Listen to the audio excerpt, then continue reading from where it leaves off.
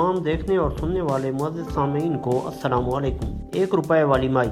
इस वक्त मेरे सामने ख़वातीन के साथ होने वाली मुआशरती अलमिया की एक न्यूज़ रिपोर्ट है जिसका उन्वान है 1 रुपए वाली माई। वो माई जिसको जीते जी कोई 1 रुपया भी न देता था, मर गई तो शहर भर को छुट्टी दे दी गई।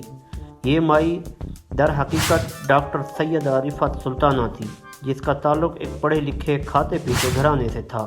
लंदन और जर्मनी में डॉक्टरी की तालीम हासिल करने के बाद पाकिस्तान में आकर डॉक्टर की खिदमत के फ़राइज़ सर अंजाम दिए। मोहब्बत में पड़ गईं तो एक डॉक्टर से शादी कर ली। जिस डॉक्टर से शादी की इसने जल्द ही एक और शादी कर ली। बात बेवफाई तक तो ठीक थी, मगर इसने अपनी बीवी डॉक्टर सैयदा रिफत सुल्ताना की सारी जायदाद धोखे से अपने नाम करा ली। इसे घर से निकाल दिया।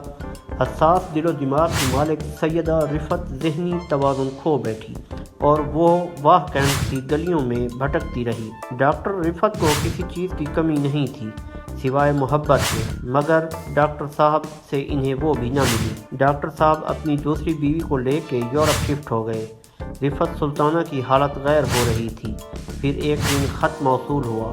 डॉक्टर सैयदा रिफत सुल्ताना को तलाक मिल गई। इसे कहा गया, मैं तुम्हें इतना कंगाल कर आया हूँ कि अब तुम 1 रुपया को भी तरसो। रावलपिंडी से करीब 28 किलोमीटर दूर वाह कैंट में रिफत सुल्ताना को 20 साल तक भीख मांगते देखा गया। मरहुमा की एक ही सदा होती थी, 1 रुपया दे दें।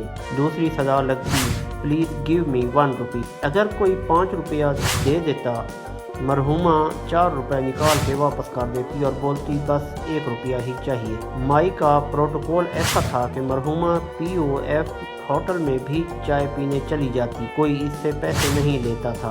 वक्त गुजरता गया, इलाका के लोग इससे हर तरह से वाकिफ थे। सन 2016 में 1 रुपये वाली माई इंतकाल कर गई। शहर के स्कूल को छुट्टी दे दी गई। मरहुमा के सोग में दुकानें बंद कर दी गईं।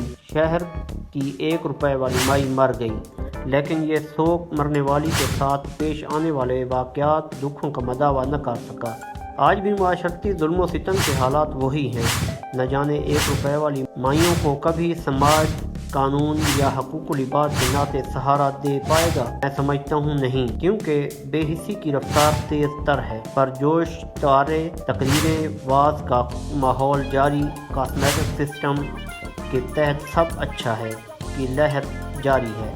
सन 1975 की दिहाई में मैंने समाज सेवा का काम महल्ला की मस्जिद से स्टार्ट होकर देखा है। मगरिब की नमाज अदा करके जब मस्जिद से निकलते तो बाहर मस्जिद के दरवाजे पर कुछ साथी खड़े हो जाते कि आएँ भाई बशीर के घर चलें, इसकी बेवा का हाल अहवाल पूछें, अगर इसको मदद की ज़रूरत हो तो कर आएँ। मस्जिद के दरवाज़ों पर किसी ने अब ऐसी तहरीक न देखी होगी। अगर हम क़याम पाकिस्तान की तहरीक को देखें तो इसके क़याम में हुर्मत ख़वातीन की पामाली की लाजवाल कुर्बानियों का खून रियासत की मट्टी में पेवस्त है, लेकिन इस मट्टी का हक हम अदा नहीं कर पाए। आज़ादी के हसूल के लिए ख़वातीन की लाखों जानी कुर्बानियों के अलावा जहाँ कई हवाले मिलते हैं, वहीं जद्दोजहद आज़ादी में शरीक ख़वातीन ने सियासी, समाजी और अदबी मैदान में तहरीक पाकिस्तान और मुस्लिम लीग के हवाले से कारहाय नुमायाँ अंजाम दिए हैं, जो नूरुल सबाह बेगम की किताब तहरीक पाकिस्तान और ख़वातीन बुनियादी हवाले के तौर पर देख सकते, जिसमें इन्होंने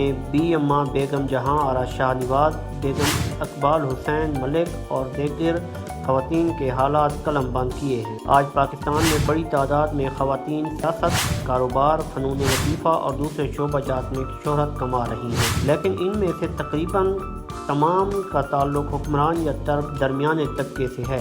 इनके मसाइल, मसाइब और निस्फुलैन में अपनी ज़ात को संवारना और दूसरों से बाखबर रहना आम है। पॉलिसी साजी तक अहमियत रखने वाली इन ख़वातीन ने कभी औरतों की समाजी बहबूद के किसी प्रोग्राम का आईनी शक्ल नहीं दी।